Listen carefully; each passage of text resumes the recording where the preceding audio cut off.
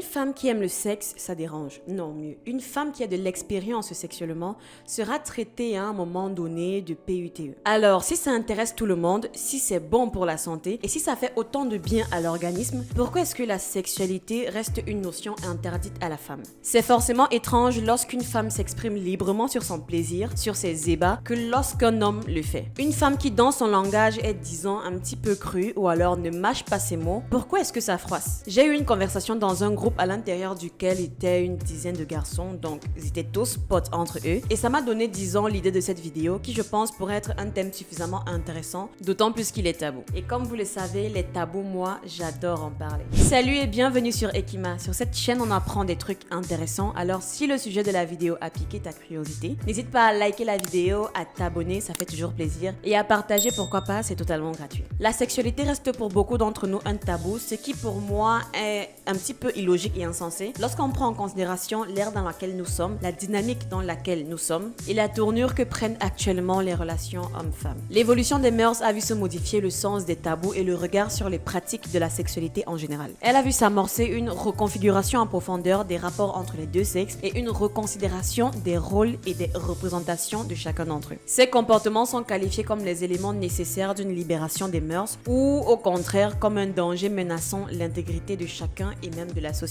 Avec la montée en puissance des contenus Red Pill, l'un des arguments qui revient énormément sur la table, c'est qu'une bonne femme doit se rapprocher le plus possible de la pureté et de l'innocence. Ce qui n'est pas forcément bien et je dirais même que c'est un idéal plus fantasmé que réel. Et d'ailleurs, c'est loin d'être une théorie comme le prouve ce sondage. La réponse, elle, est évidente comme le montrent les chiffres. Ils veulent tous être le premier, ils veulent tous être sa première fois. Et pourquoi? Parce que dans l'imaginaire collectif, être celui par qui une femme découvre la sexualité rendrait l'expérience pour eux, je sais pas, plus riche en émotions, plus pure, plus vraie, et qu'à contrario, une fille avec de l'expérience soit n'est pas vraie, soit n'est plus aussi réceptive dû au fait qu'elle a déjà connu un ou plusieurs partenaires. Seulement ce n'est pas vrai, et heureusement certains hommes le savent. Le pourcentage de femmes qui ont trouvé leur première expérience inoubliable est plus bas que le nombre de femmes qui ont eu des difficultés à appréhender la chose. Tout comme le nombre de femmes expérimentées qui sont moins réceptives au fur et à mesure de leurs expériences est également bas. Lorsqu'une femme découvre la sexualité, elle est beaucoup plus préoccupée par les risques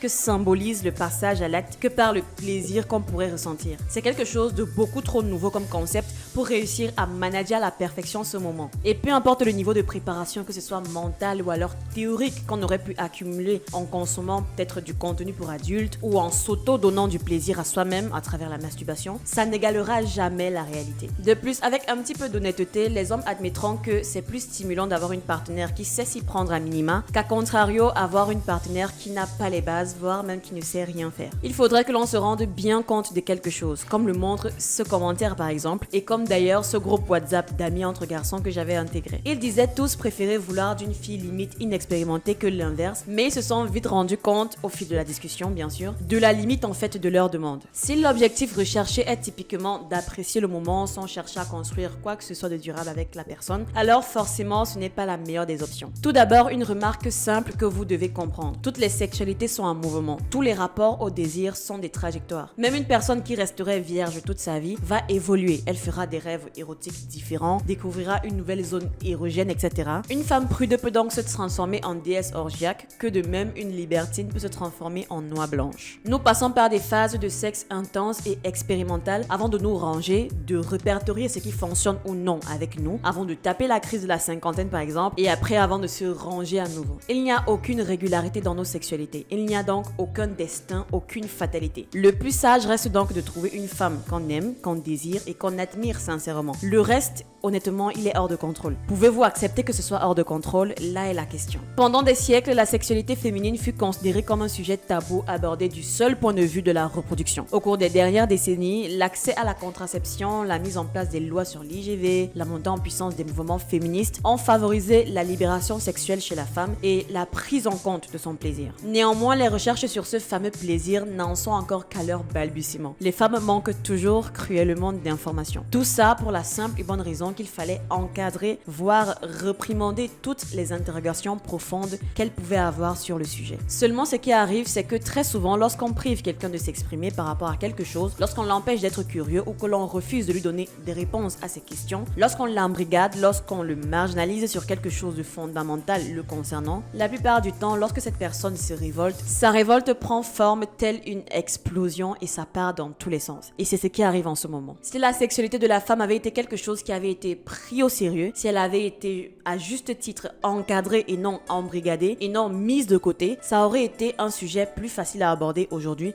que ce soit dans la société ou alors dans les relations hommes-femmes. Ce ne serait pas quelque chose de tabou qu'une femme dise haut et fort ce qui l'intéresse par rapport à sa sexualité. Depuis quelques années, le plaisir féminin ne se cache plus, voire même se revendique. Bien sûr, comme toute chose, ça a ses bons comme ses mauvais côtés, mais quand une femme assume manager sa vie sexuelle sans exagérer, voilà, c'est important de préciser, sur la balance, une midinette ou une jouvencelle ne rivalise pas. Sauf si, en tant qu'homme, votre délire, c'est particulièrement, voire uniquement les filles inexpérimentées. Celles qui bafouillent encore, celles qui n'ont aucune notion de la chose en fait. Si c'est le cas, j'espère que l'objectif c'est de se marier avec et non juste de la consommer le temps qu'elle correspondra à une innocente pour vous avant de l'abandonner. Si ce n'est pas le cas, alors c'est très malsain. Si c'est ça votre délire, genre vous tapez des pucelles, alors vous devez songer à consulter. Vous l'avez probablement entendu quelque part, cet adage qui dit « c'est dans les vieilles marmites que l'on fait les meilleures soupes ». Une femme expérimentée a peut-être connu de meilleurs amants que vous. Va-t-elle se moquer, pleurnicher? Non, je ne pense pas. Je rappelle qu'elle est expérimentée. Comme elle n'a aucun intérêt à baisser ses propres standards de plaisir, quand elle entrera en relation avec vous, elle va vous transformer en un meilleur amant. Cet upgrade se fera de manière tellement subtile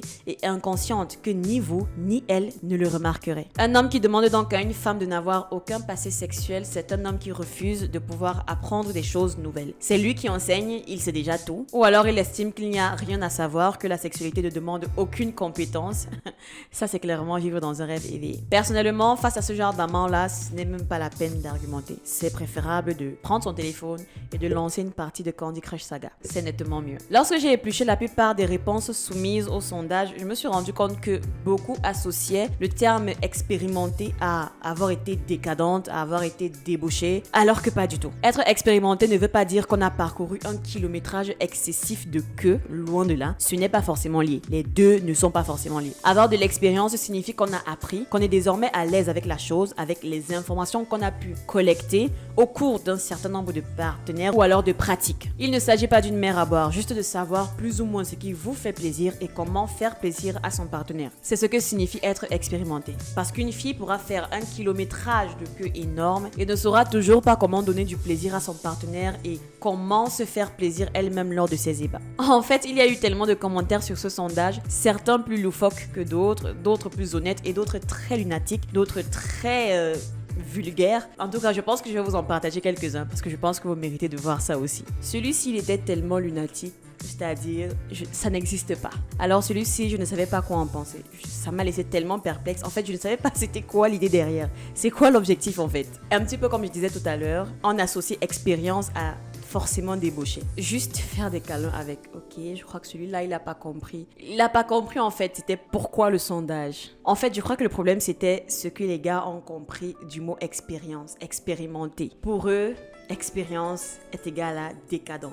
Aucun rapport. Au moins, il y a eu quelques commentaires plus ou moins honnêtes. Ceux qui ont choisi l'honnêteté en fait. Une vierge que tu expérimentes. J'espère que l'objectif sera de la marier après. Parce que tu ne peux pas l'expérimenter puis après la remettre à la population. Non. Bref, il y en a eu plein. Il y a eu tellement de commentaires, je peux pas tous les afficher. Ces commentaires rejoignent donc mon argumentaire. Pour eux, avoir connu plus d'un partenaire, voire même avoir connu tout simplement quelqu'un physiquement, signifie que tu n'as plus de valeur. En gros, soit tu es vierge, soit tu es débauché. Il n'y a pas de juste milieu. Et pour rappel, si vous ne le saviez pas, le juste milieu symbolise la majeure partie des femmes. Je précise des femmes et non des filles. N'allez pas les chercher au berceau non plus. Ce que les hommes justement ignorent, c'est que la majeure partie partie des femmes se situe dans ce juste milieu-là. Je ne sais pas qui vous a dit qu'avec ce mouvement de libération de la sexualité, on sombrera toutes dans le libertinage. Non, c'est faux, très faux. Ces femmes qui s'amusent à lâcher des dingueries sur Internet comme quoi elles ont des body count à 500, à 600, à 400, à 300, ce sont des minorités. Elles ne représentent pas l'écrasante majorité de la femme du quotidien. Je ne sais pas. J'ai l'impression qu'il faudra tout le temps le dire pour qu'on le comprenne. Une autre possibilité aussi que j'ai remarqué quand j'ai conversé avec les garçons de ce groupe, c'est qu'il était aussi possible pour eux que l'apprentissage se fasse ensemble. D'accord, mais est-ce un critère tellement important qu'il faudrait rejeter une partenaire potentiellement formidable? Si on tombe amoureux d'une femme expérimentée, faut-il détomber amoureux, se priver de la relation entière, simplement pour préserver l'idée d'un apprentissage mutuel du sexe? Je veux bien, mais si c'est le cas entre la femme expérimentée et l'homme novice, ce n'est pas elle qui est obsédée sexuelle. En tout cas, qui a un penchant particulier. On ne peut pas demander à une femme de n'avoir aucune expérience sexuelle et d'être immédiatement douée, à l'aise avec son corps, connectée à son plaisir, en fait techniquement compétente. C'est comme l'omelette, ça s'apprend. Du coup, je me méfierais toujours d'un homme qui exige la virginité ou l'inexpérience. Ça signifie soit qu'il n'a pas confiance en ses capacités, en ses moyens, soit qu'il a des délires particuliers, des délires bien spécifiques, bien étranges là. Non seulement il n'aime pas que le corps des femmes ait une expérience propre, mais il se dénie à lui-même de futurs plaisirs. Pour moi, j'appelle juste ça quelqu'un qui n'a pas confiance en ses compétences. Je me méfierais aussi de quiconque cherche à imposer ses standards de sexualité à une personne qui n'a pas d'expérience directe pour comparer. Contractuellement, ça ne tient pas la route. Si l'homme exigeant possède lui-même une expérience sexuelle, quelle femme la lui a apportée? Des femmes expérimentées, donc des femmes qu'il ne respectait pas. Quel genre d'homme s'envoie en l'air avec des femmes qu'il ne respecte pas? Peut-on se respecter soi-même quand on s'envoie en l'air avec des personnes méprisables? Du coup, pourquoi diantre une femme équilibrée irait-elle s'engager auprès d'un homme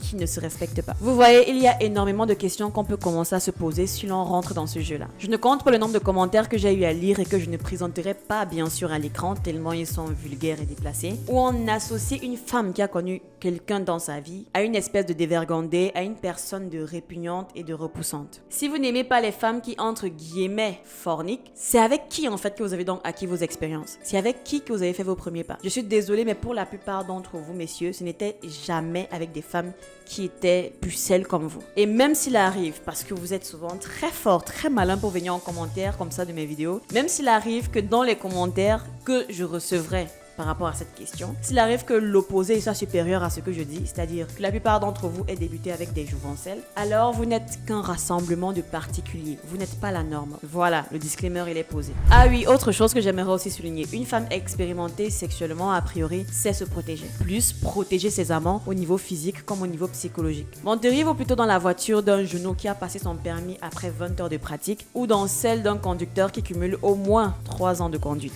Je ne sais pas vous, mais moi je choisis l'expérimenté. Aussi, une femme expérimentée saura gérer la débandade, les performances misérables, les petites douleurs, les infections, les fiascos, c'est-à-dire tous les embêtements potentiels deviennent moins graves. L'expérience ne fait pas qu'augmenter le plaisir, elle diminue les frictions. Et aussi autre disclaimer, parce que vraiment j'entends beaucoup de personnes parler de ça et je me demande si ils ont un minima, je ne sais pas, Google. Sachez que non, l'appareil génital féminin ne se détend pas, il ne s'élargit pas au fur et à mesure que vous vous faites soulever. Il n'y a principalement que les grossesses, la vieillesse et donc la ménopause qui le rendent insensible. Et enfin, je dirais que tout le monde se fait juger à cause de son passé. Je rappelle que les hommes également ont un passé sexuel qui a également des conséquences et que chaque argument utilisé contre la sexualité des femmes pourrait dans une certaine mesure être utilisé contre celle des hommes. Si les réactionnaires assimilent les femmes expérimentées à des PUTE irrécupérables, alors eux-mêmes devraient prendre soin de planquer leur passé sexuel parce que ces mêmes femmes assimileront des hommes inexpérimentés à des branleurs irrécupérables et insoulèvables en fait. Ce qui est valable pour la vertu féminine l'est aussi d'une certaine façon en fait pour la vertu masculine.